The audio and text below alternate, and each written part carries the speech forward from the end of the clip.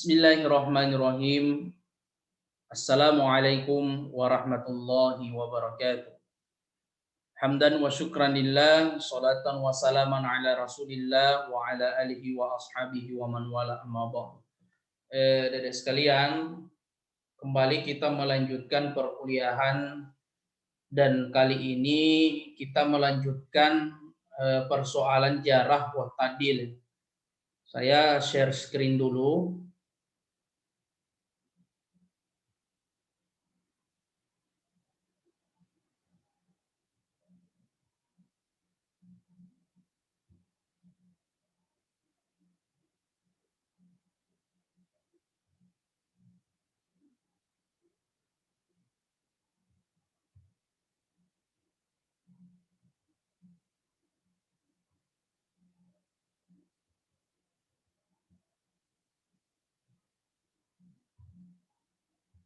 Nah, yang lalu kita sudah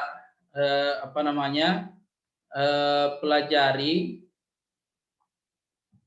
atau sudah menerangkan sedikit pengantar tentang istilah jarah wa ta'dil ya. Ya, istilahnya jarah ini bagaimana kita menggali informasi dari sisi penilaian negatifnya seorang perawi, sedangkan ta'dil ini adalah sisi positifnya.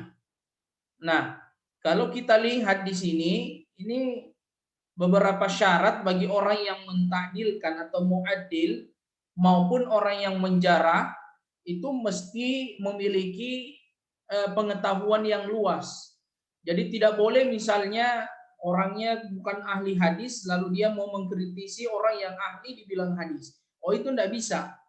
Jadi dia harus mempunyai wawasan atau pengetahuan yang sangat luas, yang khususnya di bidang agama. Kemudian dia harus takwanya ini ya harus melebihi takwanya orang-orang biasa. Dalam artian ketika kita lihat dari segi ibadahnya orang tersebut, ya itu tidak diragukan lagi. Berikutnya ada istilah wara. Ya, wara ini adalah orang yang selalu menjauhi perbuatan maksiat atau istilahnya menjaga diri dari segala yang haram. Nah, kemudian syarat berikutnya dia harus jujur, menjauhi terhadap fanatik golongan, karena ini juga mempengaruhi. Misalnya yang dikritisi itu adalah golongan ahlus sunnah, atau lah misalnya dia itu yang dikritisi itu punya organisasi A berseberangan dengan organisasi B. Nah, ketika hal seperti ini terjadi, tentu penilaian itu sangat berpengaruh, yaitu dikarenakan karena adanya fanatik golongan. Kemudian mengetahui sebab-sebab untuk mentakdilkan dan tajrih. Nah, artinya orang tersebut ya betul-betul ahli di bidang itu. Jadi bukan asal-asalan mengkritisi. Jangan sampai dia mengkritisi orang lain ternyata dia sendiri tidak mengerti hal-hal yang apa yang dikritisi. Kemudian berikutnya ini beberapa kaidah penting yang digunakan untuk metode penelitian dari perawi hadis tersebut. Saya kira ini nanti kita bahas karena ini juga tersendiri. Yang terpenting itu tingkatan ta'dilnya ya. Kita pelajari dulu tingkatan ta'dilnya. Yang pertama, segala sesuatu yang mengandung kelebihan rawi dalam keadilan dengan menggunakan lapas-lapas al-af'alu atau at-ta'dil. Ya, contohnya apa? Ausakun nas, yang berarti orang yang paling kuat hafalannya. Ya. Jadi kalau ada misalnya penilaian sebuah perawi hadis lalu menyematkan istilah ausakun nas, ya berarti orang itu bisa diterima ya periwayatnya, dalam artian takdirnya itu luar biasa karena memakai kalimat ausaku atau orang yang paling kuat. Yang kedua, memperkuat kesikohan ar-rawi. Ya, contohnya apa? Subutus sikoh atau orang yang teguh lagi sikoh. Ya, sikoh ini diartikan apa ya? Istilahnya kuat ya, kuat hafalannya, kuat catatannya, ya itu sikoh. Ya tidak diragukan lagi. Kalau istilah sikoh ini dia istilahnya lebih cenderung kepada hadis-hadis yang dia hafalkan.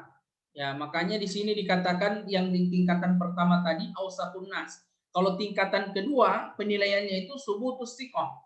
Ya, subutun thiqah atau orang yang teguh lagi thiqah. Nah, turun lagi di bawahnya ada penilaian hafidun atau orang yang hafiz, kuat hafalannya. Seperti misalnya Imam Ibnu Hajar Al-Asqalani, yaitu digelar dengan istilah Al-Hafiz. Kenapa? Karena apa namanya? Beliau bisa mencapai derajat itu. Artinya dari segi kuat dari segi hafalan hadisnya itu melebihi di atas rata-rata. Makanya digelarlah dengan istilah Al-Hafiz. Nah, jadi ini tingkatan ketiga. Kemudian di bawahnya lagi ada istilah sudukun atau orang yang sangat jujur. Ya. Ini semua adalah beberapa hal tingkatan-tingkatan yang terkait persoalan at-ta'dil. Kemudian di bawahnya lagi ada hasanul hadis. Ya. Hasanul hadisi atau orang yang bagus hadisnya. Ya. Kemudian di bawahnya lagi ada tingkatan sudukun insya Allah. Orang yang jujur insya Allah. Nah, kalau kita membuka kitab-kitab yang terkait persoalan ta'dil, maka kita akan mendapati beberapa istilah-istilah ini.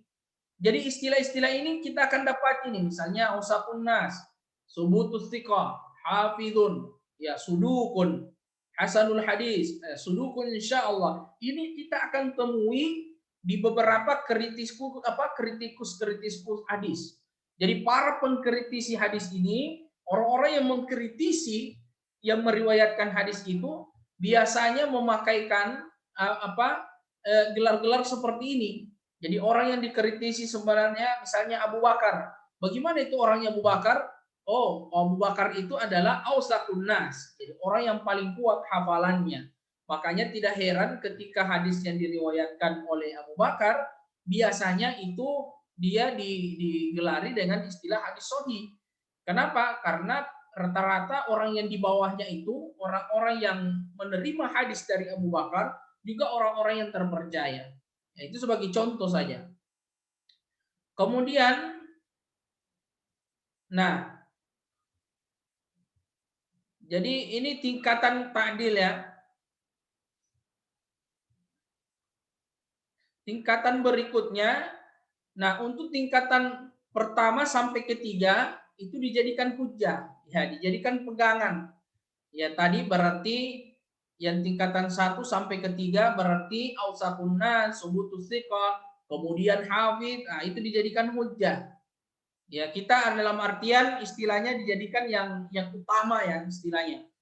Kemudian untuk tingkatan keempat dan kelima tidak dijadikan hujjah tapi boleh ditulis dan diuji kedabitannya. Nah, kita lihat kembali tingkatan keempat dan kelima. Tingkatan keempat itu cuma ada istilah sudukun dan hasanul hadis. Ya kalau ada yang dikasih penilaian seperti ini ya hadisnya perlu ditinjau lagi. Tapi kalau yang tingkatan pertama enggak usah ditinjau lagi hadisnya. Jadi memang para periwayat hadisnya itu ya sudah masuk kategori ausaqun nas yang bisa dipercaya. Berikutnya tingkatan ke-6 ya, maksudnya ini tingkatan strata 3-nya ini ya. Untuk tingkatan ke-6 tidak bisa dijadikan hujjah, tapi boleh ditulis dan dijadikan pertimbangan saja. Dalam artian kalau ada hadis yang lebih kuat atau dari periwayat yang lain, ya itu kita pertimbangkan. Ya kita ambil yang jauh lebih thiqah, yang jauh yang lebih kuat dibandingkan apa yang kita sudah dapatkan tersebut. Kenapa? Karena kalau kita melihat istilah penilaian ulama, dia cuma sampai di sini. Sudukun insya Allah. Nah, yang menunjuk kelemahannya tetapi sifat-sifatnya itu berdekatan dengan adil. Nah, ini juga ada istilah seperti ini. Fulanun maqalun fihi. Atau orang yang diperbincangkan. Nah, ini penilaiannya ini ya sudah menunjukkan kelemahan ya. Kemudian ada juga istilahnya menunjukkan kepada kelemahan dan kekacauan rawi serta tentang kuat tidaknya dia punya hafalan. Ya contohnya fulanun majhul atau orang yang tidak dikenal hadisnya. Kemudian ada juga penilaian fulanun mardudun hadis, orang yang ditolak hadisnya. Kemudian ada juga penilaian fulanun mutahammun bil kadzabi, orang yang dituduh bohong. Ya, tetap dia bukan pembohong tetapi selalu dituduh bohong. Nah, itu juga kurang bisa diterima hadisnya. Ada juga istilahnya kadzab atau orang pembohong. Ya memang pekerjaannya kalau kadzaba bohong, tapi kalau kadzab memang tukang bohong. Itu pekerjaannya dia. Nah, kalau seorang perawi hadis lalu mempunyai gelar istilah kadzab, itu tidak boleh lagi diterima hadisnya. Kemudian ada juga istilah audhaun nas, yaitu orang yang paling dusta. Inilah semua sematan-sematan al-jarahnya ini. Jadi berbeda halnya dengan yang kita terangkan yang sebelumnya tadi, yang menjurus kepada ta'dil. Ya, kalau ini adalah jarahnya. Ketika kita lihat penilaian ulama lalu mendapatkan istilah-istilah ini, maka hadisnya itu ya besar kemungkinan nanti akan menjurus kepada istilah lemah.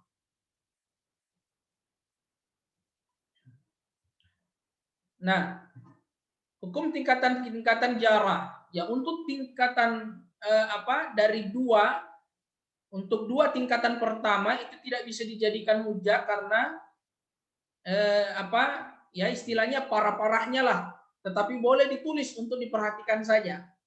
Kemudian untuk tingkatan 4 tingkatan terakhir tidak boleh dijadikan hujah, tidak boleh ditulis dan tidak boleh dianggap sama sekali. Dalam artian ini lebih apa istilahnya ya? Ya. Kalau tingkatan di sini fulanun mutamu bil kadzab, audaunas, ini tidak ada istilah istilahnya dispensasi. Ya, tidak ada keringanan. Pokoknya jangan diterima hadisnya. Tapi kalau untuk mengetahui, sekedar meneliti suasana perawi seseorang, ya hadisnya seseorang itu seperti apa, ya istilah penilaian ulama itu boleh-boleh saja. Tetapi untuk menerima hadisnya ya jangan dulu. Kenapa? Karena dipertimbangkan ya persoalan ini tadi, ya beberapa penilaian ulama kepada mereka. Nah, ini untuk sementara yang bisa kita terangkan pada kesempatan ini, beberapa istilah-istilah baik di dalam istilah ta'dil maupun jarah. Jadi semua ini adalah penilaian ulama yang ketika kita mendapatkan di sebuah kitab yang terkait dengan persoalan jarah wa ta'dil, maka tidak jauh dari penilaian-penilaian tadi. Nah, jadi kita akan mendapati banyak dari buku-buku yang menerangkan istilah perawi hadis ya. Ada istilahnya rijalul hadis, isinya semua adalah perawi-perawi hadis, semua di situ diterangkan siapa orangnya, di mana tinggalnya, kemudian siapa gurunya, siapa muridnya, bagaimana penilaian ulama kepada dia. Kita lihat jarahnya, kita lihat ta'dilnya. Jadi kalau berbicara persoalan jarah, berarti kita berbicara persoalan sisi penilaian negatifnya dari seorang perawi. Kalau kita berbicara persoalan ta'dil, berarti kita ini berbicara persoalan penilaian ulama dari sisi positifnya seorang perawi. Saya kira ini dulu untuk kesempatan hari ini. Insyaallah berikutnya kita akan lanjutkan dan saya akhiri. Assalamualaikum warahmatullahi wabarakatuh.